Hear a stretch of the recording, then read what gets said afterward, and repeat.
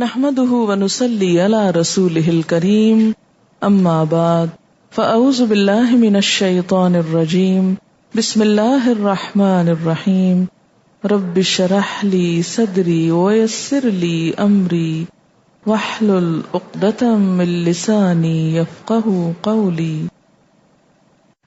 الم یأنی کیا نہیں وقت آیا للذین آمنوا ان لوگوں کے لیے جو ایمان لائے ان کہ تخشع نرم ہو کر جھک جائیں، دب جائیں، عاجزی اختیار کریں، قلوبہم ان کے دل، لذکر اللہ اللہ کے ذکر کے لیے، وما اور جو نزل من الحق نازل ہوا یا اترا حق میں سے یعنی قرآن میں سے، ولا یکونوا اور نہ ہو جائیں کالذین اوتوا الکتاب من قبل ان لوگوں کی طرح جو کتاب دیے گئے اس سے پہلے، فطال علیہم الامد تو دراز ہو گیا ان پر زمانہ، لمبی ہو گئی ان پر مدت یعنی ایک طویل وقت گزر گیا، فقست قلوبہم تو سخت ہو گئے ان کے دل،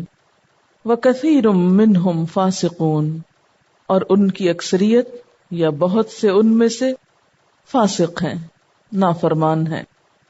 کیا ایمان لانے والوں کے لیے ابھی وہ وقت نہیں آیا کہ ان کے دل اللہ کے ذکر سے پگھل جائیں، دب جائیں اور اس کے نازل کیے ہوئے حق کے آگے جھک جائیں، اور وہ ان لوگوں کی طرح نہ ہو جائیں جنہیں پہلے کتاب دی گئی تھی، پھر ایک لمبی مدت ان پر گزر گئی تو ان کے دل سخت ہو گئے اور آج ان میں سے اکثر فاسق بنے ہوئے ہیں۔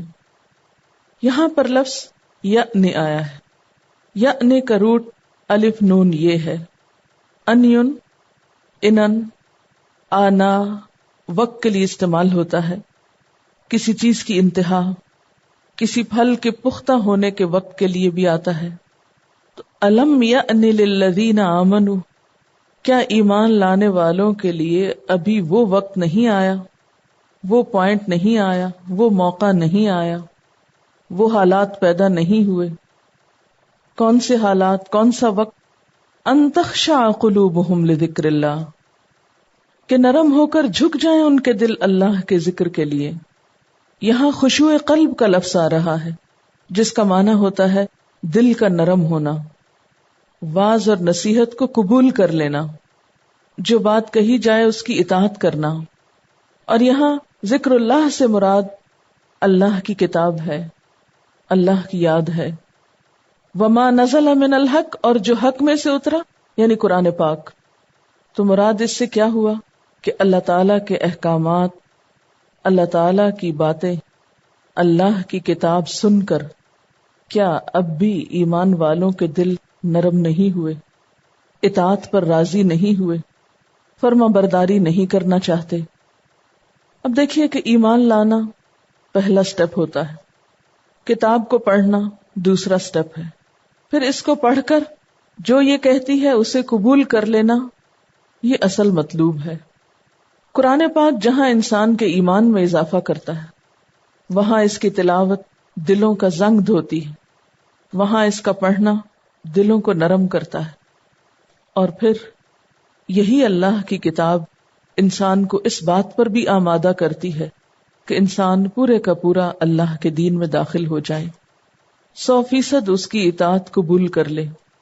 اور جس دن انسان کا دل اس بات کے لیے راضی ہو جاتا ہے، جھک جاتا ہے، سرنڈر کر دیتا ہے، مان جاتا ہے، قبول کر لیتا ہے، تو پھر عمل کے سارے راستے آسان ہو جاتے ہیں، کچھ بھی مشکل نہیں رہتی، کیونکہ اصل بات تو دل کی ہوتی۔ کسی بھی چیز پر جب دل آ جاتا ہے تو پھر دنیا کی کوئی طاقت اس راستے کی رکاوٹ نہیں بنتی، اور اگر کسی چیز کو اپنا ہی دل نہ مانتا ہو تو کوئی زبردستی کسی سے کچھ کرا نہیں سکتا۔ اسی لیے اللہ سبحانہ وتعالی سوال کر رہے ہیں، پوچھ رہے ہیں سب ایمان والوں سے، اور خصوصاً مجھ سے اور آپ سے جو قرآن پڑھنے والے ہیں، کہ اتنا کچھ پڑھ لیا ہے، اتنا کچھ جان لیا ہے، ان ھذا لہو الحق الیقین، یہ سب یقینی باتیں، حقیقی باتیں، سچائی پر مبنی باتیں، دن رات پڑھتے اور سنتے ہو، کیا ابھی بھی کوئی گنجائش باقی ہے؟ کوئی اور طریقہ ہے کہ جس سے تمہیں سمجھایا جائے گا؟ فَبِأَيِّ حَدِيثٍ بَعْدَهُ يُؤْمِنُونَ، پھر وہ کون سی بات ہوگی اس کے بعد کہ جس کو وہ مانیں گے؟ کیا اللہ کے کلام سے بڑھ کر، اس کتاب سے بڑھ کر بھی کوئی چیز ہے جو انسان کے دل کو بدل سکتی ہو؟ جس کا دل یہ کتاب پڑھ کر نہیں بدلا، پھر اور کوئی کیا بدل سکے گا؟ کیونکہ کسی انسان کے کلام میں، کسی انسان کی بات میں وہ اثر ہے ہی نہیں جو اللہ کے کلام میں ہے، اور جس کا دل اللہ کا کلام سن کر نہیں بدلتا، پھر اس کی بدبختی کا کیا ٹھکانہ ہو۔ اور حقیقت یہ ہے کہ انسان جب اس کو لائٹلی لیتا ہے، جیسا کہ پیچھے سورۃ الواقعہ میں آپ نے پڑھا، افبہذا الحدیث انتم مدہنون، کیا پھر تم اس کلام کے ساتھ بے اتنائی برتتے ہو؟ یعنی سنتے ہو تو ایک عام کتاب کی طرح، پڑھتے ہو تو ایک عام کتاب کی طرح، یا اتنی بھی اہمیت نہیں دیتے جتنی اپنی دنیا کی کسی پسندیدہ کتاب کو دیتے ہو، یا اپنی کسی ذاتی چیز کو دیتے ہو۔ افبہذا الحدیث انتم مدہنون، تو جو شخص اس کتاب کی اہمیت کو سمجھتا نہیں، اس کو اہمیت دیتا نہیں، اس کی قدر و قیمت جانتا نہیں، اس کی سچائی پر اس کا ایمان نہیں، پھر ایسے شخص کا دل قرآن پڑھ کر نرم ہونے کی بجائے، جھکنے کی بجائے اور سخت ہونے لگتا ہے، اور پھر ایسا انسان لا علاج ہو جاتا ہے۔ اسی لیے پوچھا جا رہا ہے، کیا ایمان والوں کے لیے ابھی وہ وقت نہیں آیا کہ ان کے دل اللہ کے ذکر کے لیے جھک جائیں، دب جائیں، سرکشی چھوڑ دیں، اپنی مرضی چھوڑ دیں، اپنی خواہش پرستی چھوڑ دیں، اور اللہ کی بات کے آگے سبمٹ کر لیں، جھک جائیں، تاکہ اللہ کے وہ سارے وعدے ایسے لوگوں کے لیے پورے ہو جائیں جو اپنے آپ کو جھکا سکتے ہوں۔ لیکن حقیقت یہ ہے کہ آج ہم سب میں جس چیز کی کمی ہے وہ دلوں کا خشوع ہی ہے، اور اسی حقیقت کی طرف آپ صلی اللہ علیہ وسلم نے اشارہ فرمایا تھا۔ حضرت شداد بن اوس کی روایت ہے، آپ نے فرمایا، سب سے پہلے جو چیز لوگوں سے اٹھا لی جائے گی وہ خشوع ہے۔ اور آج ہم اپنے مذہبی طبقے کو دیکھتے ہیں تو سب کچھ ہے، عاجزی ہی نہیں۔ عموماً سختی اور کرختگی کی ایک خاص کیفیت پائی جاتی ہے۔ جتنی جتنی علم کی کثرت ہوتی جاتی ہے، اتنی اتنی طبیعتوں میں سختی بڑھتی چلی جاتی۔ یہ سختی بعض اوقات اطاعت میں حائل ہوتی ہے، پڑھتے کچھ ہیں، کرتے کچھ ہیں، کہتے کچھ ہیں، عمل کچھ اور ہے۔ پھر اسی طرح لوگوں کے ساتھ معاملہ کرتے وقت نرمی اور جھکاؤ، مفاہمت، دوسروں کی بات سمجھنے کی کوشش کرنا، دوسروں کے حالات سمجھنے کی کوشش کرنا، اپنے اندر کی لچک ختم ہوتی چلی جاتی ہے۔ قرآن تو دلوں کو نرم کرتا ہے، قرآن تو انسان کی شخصیت میں خوبصورتی پیدا کرتا ہے، قرآن تو انسان کے اندر ایک خاص جھکاؤ پیدا کرتا ہے، ایک نرمی کی کیفیت آتی۔ لیکن اگر کسی شخص کے اندر قرآن پڑھ کر بھی نرمی نہ آئے، اس کے مزاج میں نرمی نہ آئے، اس کے معاملے میں نرمی نہ آئے، وہ دوسروں کو سمجھنے کی کوشش نہ کرے، دوسروں کی تکلیف پہ تڑپنا نہ جانے، وہ اللہ کے آگے عبادت کرتے وقت ایسے کھڑا ہو گویا وہ دنیا کا کوئی کام کر رہا ہو، نہ اس کی نماز میں کوئی خشوع ہو، نہ اس کے ذکر میں کوئی خشوع ہو، تو یہ کون سا دین ہے؟ یہ دین کی کون سی شکل ہے؟ ہماری انہی حرکات نے دین کی خوبصورتی چھین لی، کیونکہ ہم سب جو دین کے دعوے دار بنتے ہیں، جو دین کے نمائندہ بنتے ہیں، اپنے عمل اور اپنے رویوں سے دوسروں کو پٹ آف کرتے ہیں۔ اللہ کا دین، اس اللہ سبحانہ و تعالیٰ کا جس کی بنائی ہوئی کائنات اس قدر خوبصورت ہے، آسمان کی طرف نظر اٹھائیں، زمین پر اس کی پیدا کی ہوئی نباتات کو دیکھیں، باغ و بہار کو دیکھیں، کسی بھی چیز کو دیکھیں، خود اپنے جسم کے اندر دیکھیں، کتنی لچک ہے، کتنی کوآپریشن ہے اعضاء کی ایک دوسرے کے ساتھ، کس قدر باہم جڑے ہوئے ہیں، کس طرح ایک دوسرے کی مدد میں لگے ہوئے ہیں۔ لیکن آخر کیا وجہ ہے کہ لوگ دین پڑھ کر بھی اپنے اندر نہ لچک پیدا کرتے ہیں، نہ دوسروں کے ساتھ مل کے چل سکتے ہیں، نہ دوسروں کے ساتھ محبت کرنا جانتے ہیں، نہ دوسروں کی ہمدردی کر سکتے ہیں۔ تو پھر یہ اہل کتاب والا ہی معاملہ ہے کہ جن کی مثال دے کر کہا گیا کہ ان لوگوں کی طرح نہ ہو جاؤ کہ الذین حملوا التوراۃ ثم لم يحملوها، جنہیں تورات اٹھوائی گئی پھر انہوں نے اس کو اٹھایا نہیں، یعنی اٹھانے کا حق ادا نہیں کیا، اللہ کی کتاب کا حق ادا نہیں کیا۔ تو جس رب کی کائنات اتنی خوبصورت ہے، اس رب کا یہ کلام کتنا خوبصورت ہے، اور پھر اگر کوئی حقیقی معنوں میں اس کلام کو لینے والا ہے تو اس کے اندر کتنی خوبصورتی آ سکتی ہے، اس کے خیالات کتنے خوبصورت ہو سکتے ہیں، اس کی گفتگو کتنی خوبصورت ہو سکتی، اس کا معاملہ دوسرے کے ساتھ کتنا خوبصورت ہو سکتا ہے۔ لیکن اگر یہ سب کچھ ہماری شخصیتوں میں اور ہماری ذات میں دکھائی نہیں دیتا تو اس میں اللہ کے کلام کا کوئی قصور نہیں، سراسر قصور ہمارا اپنا ہے۔ ہم سب کو اپنے رویوں پہ غور کرنا ہوگا۔ الم یأن للذین آمنوا ان تخشع قلوبہم لذکر اللہ، کیونکہ جب دلوں میں خشوع ہوتا ہے، دلوں میں نرمی ہوتی ہے تو ظاہر میں خود بخود آنے لگتی ہے، پھر تکلف سے نہیں لائی جاتی، پھر انسان کے اندر اطاعت کا رنگ نظر آتا ہے، صبغت اللہ نظر آتا ہے۔ اللہ کا حکم سن کے انسان کے اندر بغاوت نہیں، اطاعت آتی ہے کہ اللہ تعالیٰ آپ کا حکم، میرے لیے کچھ مشکل نہیں اس کو اختیار کرنا، آپ کی خوشی میں میری خوشی، آپ کی رضا میں میری رضا۔ جیسے حضرت ابوبکر صدیق رضی اللہ تعالیٰ عنہ نے اپنا سارا مال بھی دے دیا تو دل میں کوئی دکھ اور ملال نہیں۔ ہمارے پاس اگر ایک وقت کھانے کو نہ ہو تو ہم اپنے آپ پہ ترس کھانے لگتے ہیں، اور اگر خدا نہ خواستہ ایسی کوئی تکلیف دین کی وجہ سے ہو تو یہ سب کچھ خوشی سے برداشت کرنا نہیں جانتے۔ دنیا کی خاطر کوئی تکلیف اٹھانی پڑے تو کوئی بات نہیں، خوشی خوشی اٹھاتے ہیں، لیکن دین کی خاطر کوئی تکلیف اٹھانی پڑے تو ہر وقت بیٹھ کے اس کا وچار کرتے ہیں، ہر وقت اس پر نادم ہوتے رہتے ہیں، اپنے آپ کو کوستے ہیں، دین کو کوستے ہیں کہ اس کی وجہ سے ہم پر یہ مشکل آئی، ہم تو اچھے بھلے رہ رہے تھے۔ تو الم یأن للذین آمنوا ان تخشع قلوبہم لذکر اللہ، اس کا مطلب یہ ہے کہ جتنی بھی قرآن کی تعلیم ہے یہ دراصل انسان کے اندر خشوع دیکھنا چاہتی ہے۔ کیا ایمان والوں کے لیے وہ وقت ابھی بھی نہیں آیا؟ اگر ابھی نہیں آیا تو کب آئے گا؟ کیا اتنے سے پارے، اتنی صورتیں اور اتنی بے شمار آیتیں پڑھنے کے بعد بھی دل نرم نہیں ہوئے؟ ابھی بھی دل اطاعت کے لیے نہیں جھکتے، خوشی سے اطاعت قبول نہیں کرنا چاہتے؟ تابعین کے دور میں فضیل بن عیاض ایک ڈاکو تھے اور ڈاکے ڈالنے میں بہت مشہور تھے، بہت ظالم قسم کے تھے۔ اب آپ دیکھیں کہ ایک ڈاکو سے آپ کس چیز کی توقع کر سکتے ہیں کہ اس کے دل میں کوئی نرمی ہوگی، کسی کے لیے کوئی رحم ہوگا، کسی کے لیے کوئی خیر خواہی ہوگی، اللہ کے حکم کو سننا چاہتے ہوں گے۔ لیکن کیا ہوا، ایک دفعہ وہ اپنے اسی کام سے یعنی ڈاکہ زنی کے کام سے کسی گھر کے اوپر چڑھے، گھر کے اندر داخل ہونے کے لیے وہ کوئی جگہ ڈھونڈ رہے تھے تو ان کی نگاہ ایک روشن دان پہ پڑی۔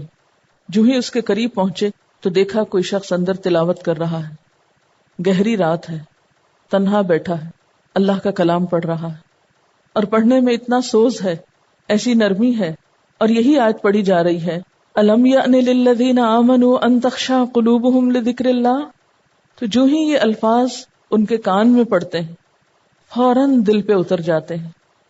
پڑھنے والے کا انداز اتنا خوبصورت ہے، اس کے پڑھنے میں ایسی جاذبیت ہے، آواز میں ایسی مٹھاس ہے کہ سنتے ہی لرز اٹھے، اسی وقت توبہ کر لی اور فوراً کہا یا رب وہ وقت آ گیا ہے، وہ وقت آ گیا ہے، میرا دل تیرے کلام کے آگے جھک گیا ہے۔ اور اس کے بعد نہ صرف یہ کہ توبہ کی بلکہ نیکی کے کاموں میں اتنا آگے آئے کہ تقویٰ کے ایک بلند مقام پہ جا پہنچے۔ فضیل بن عیاض اللہ والوں میں سے شمار ہوتے ہیں، ایک آیت ان کی زندگی بدل دیتی ہے۔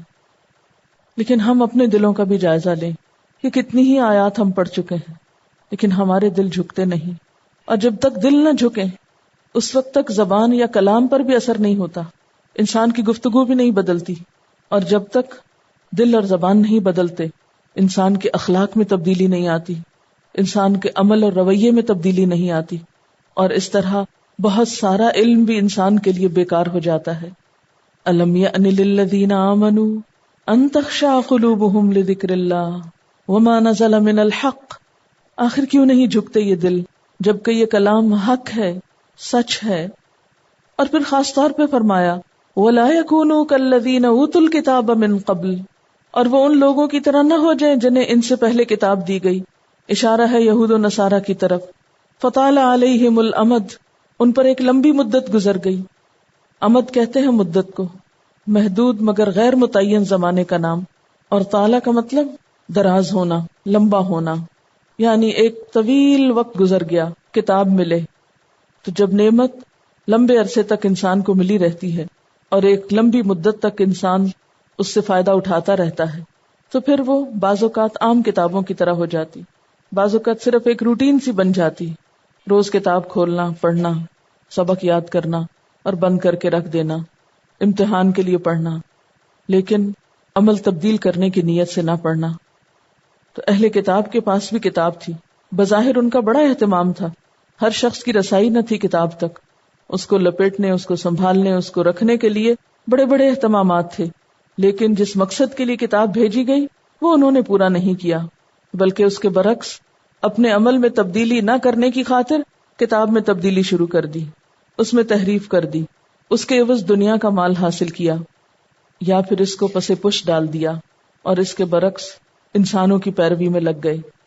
سورۃ المائدہ میں آتا ہے فَبِمَا نَقْضِهِمْ مِيثَاقَهُمْ لَعَنَّاهُمْ وَجَعَلْنَا قُلُوبَهُمْ قَاسِيَةً يُحَرِّفُونَ الْكَلِمَ عَن مَّوَاضِعِهِ وَنَسُوا حَظًّا مِّمَّا ذُكِّرُوا بِهِ. یہی وجوہات تھیں جن کی بنا پر فقست قلوبہم، ان کے دل سخت ہو گئے، ان کے اندر رحم کے جذبات ختم ہو گئے، اور جو شخص دوسروں پر مہربان نہیں ہوتا وہ خود پر بھی مہربان نہیں ہوتا، اس کو پھر اپنی عاقبت کا بھی اندیشہ نہیں ہوتا، اپنی آخرت کی بھی فکر نہیں ہوتی. وَكَثِيرٌ مِّنْهُمْ فَاسِقُونَ، اور اکثریت ان کی فاسق ہے. یعنی جب دل سخت ہو جائے تو پھر انسان ڈھیٹ ہو جاتا ہے، اللہ کی اطاعت کے لیے بھی اس کے اندر کوئی شوق نہیں رہتا. ایسے ہی لوگوں کے اعمال پھر باطل ہو جاتے ہیں. وَكَثِيرٌ مِّنْهُمْ فَاسِقُونَ، ان کے اندر بے حسی طاری ہے، روح مردہ ہو چکی ہے، اخلاق کی پستی غالب نظر آتی ہے. اسی لیے ہر طرف اللہ کی نافرمانی کے بے شمار مظاہر ہیں. اعلموا، جان لو، معلوم کر لو، تمہیں پتا ہونا چاہیے کس بات کا؟ ان اللہ یحیی الارض بعد موتها، بے شک اللہ زندگی بخشتا ہے زمین کو بعد موتها، اس کی موت کے بعد. اب یہاں پر دلوں کی سختی کے بعد زمین کے زندہ ہونے کی بات کی گئی. اس سے کیا مراد ہے؟ کہ مایوسی کی بات نہیں. اگر مردہ زمین بارش پڑنے پہ زندہ ہو سکتی ہے تو انسانوں کے دل بھی مردہ ہونے کے بعد زندہ ہو سکتے ہیں. جب تک زندگی کی مہلت ہے بہت کچھ ہو سکتا ہے، لیکن جب انسان اس مہلت کو گنوا بیٹھتا ہے تو پھر کوئی بھی چیز فائدہ مند نہیں ہوتی. ایک بالکل بنجر بیکار زمین پہ جب بارش ہوتی تو اس میں سے طرح طرح کی ہریالی اور پھول اگاتے ہیں، کھیتیاں لہلہانے لگتی ہیں.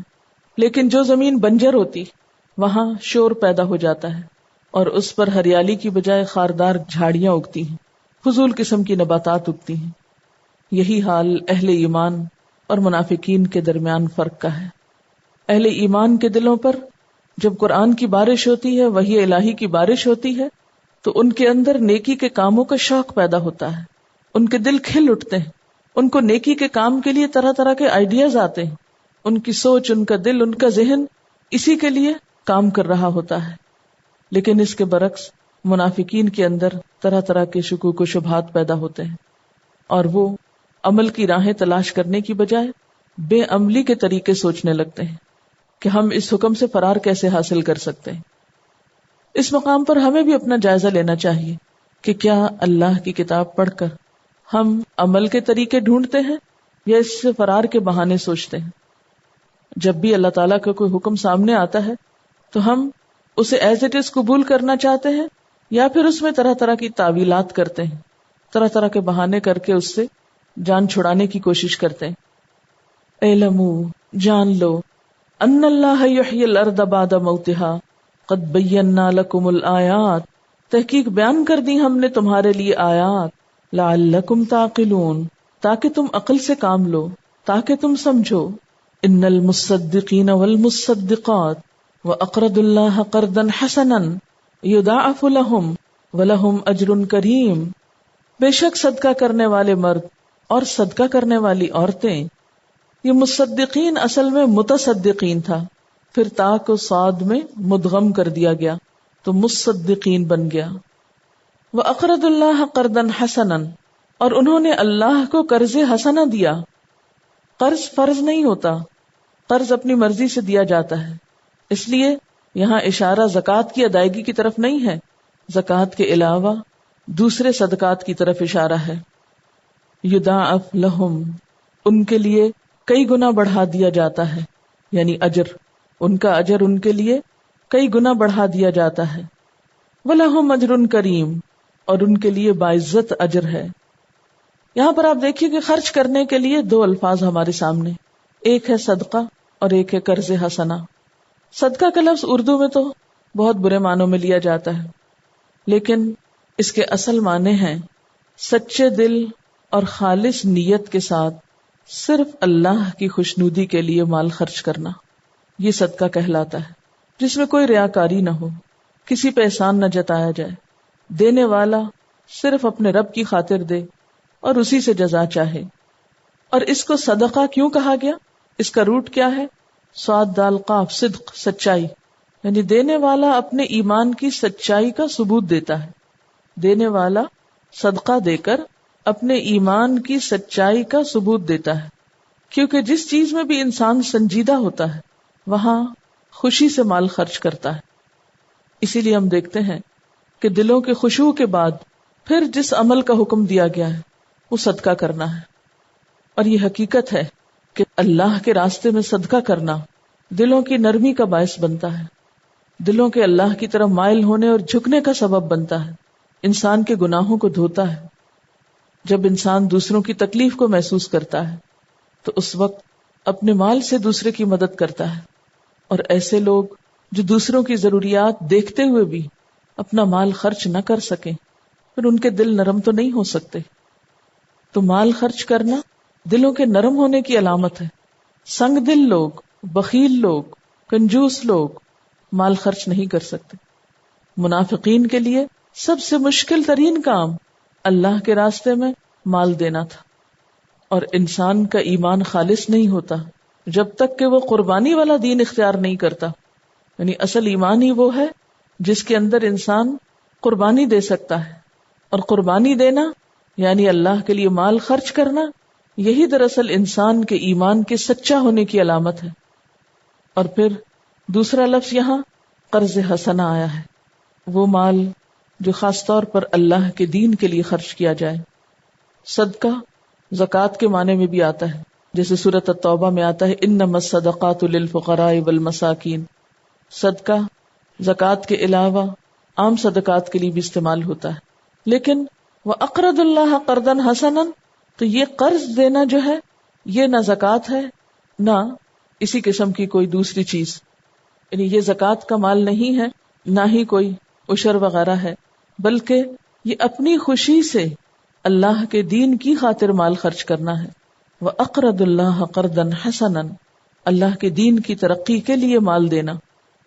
مدنی صورت ہے، اور مدینہ میں مسلمانوں پر بہت سخت وقت تھا، دین کی حفاظت کے لیے، چھوٹی سی اسلامی ریاست کی حفاظت کے لیے بارہا جنگوں کے لیے نکلنا پڑتا، اسلحے کی ضرورت ہوتی، سواری کی ضرورت ہوتی، تو بار بار لوگوں کو فی سبیل اللہ مال خرچ کرنا ہوتا جو زکوٰۃ وغیرہ کے علاوہ تھا۔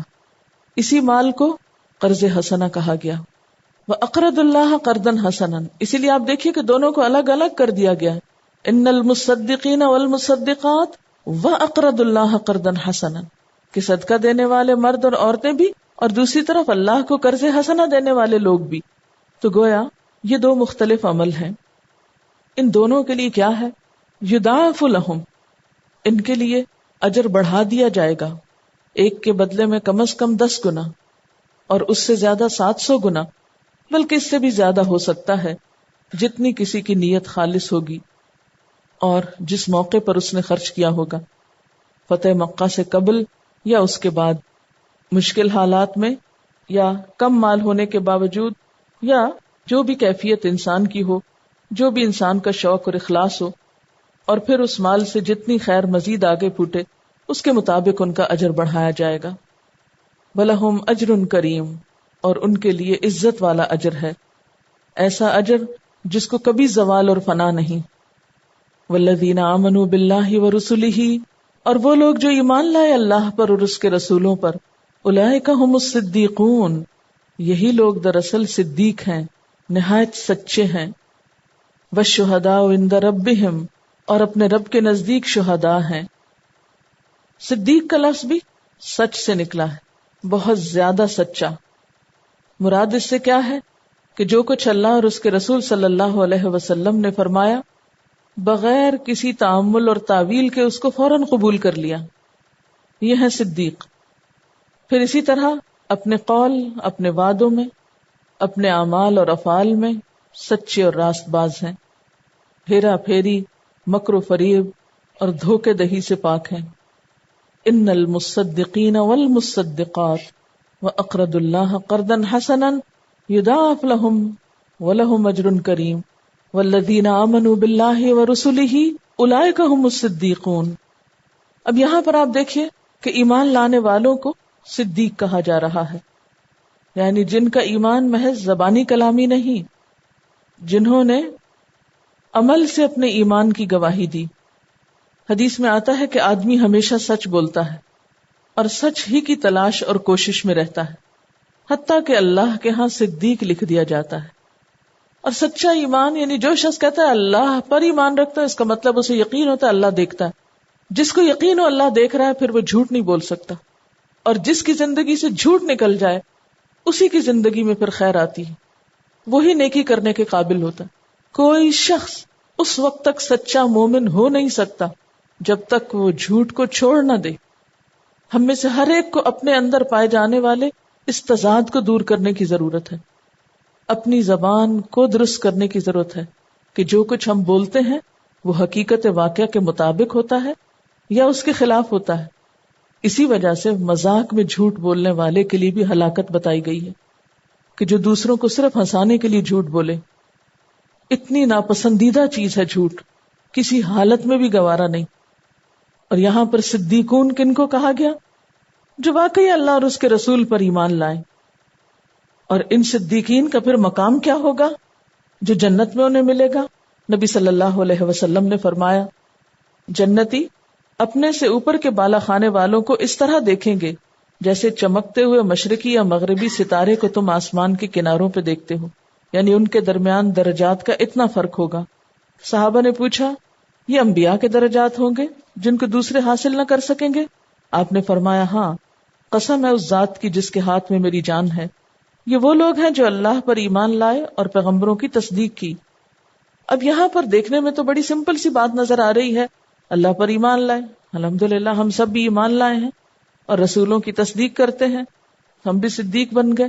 نہیں، آپ دیکھیے ابو بکر صدیق کو کہ ان کا ایمان کیسا تھا اور انہوں نے پیغمبر علیہ السلام کی تصدیق کس طرح کی کہ کسی بھی موقع پر کوئی شک کیا ہی نہیں آپ کی ذات میں.